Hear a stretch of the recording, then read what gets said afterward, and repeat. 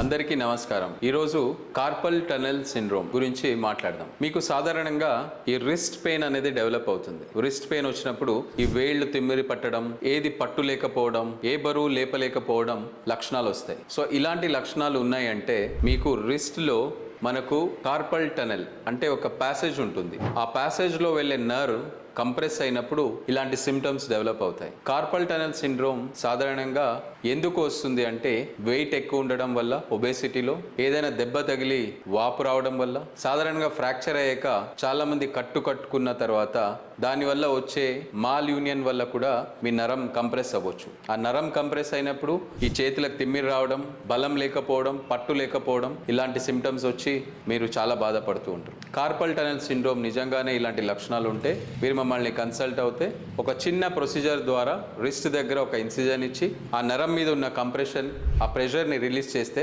మళ్ళీ మీరు ముందులాగా పెయిన్ ఫ్రీ లైఫ్ని, పెయిన్ ఫ్రీ హ్యాండ్ని పొందొచ్చు. Thank you.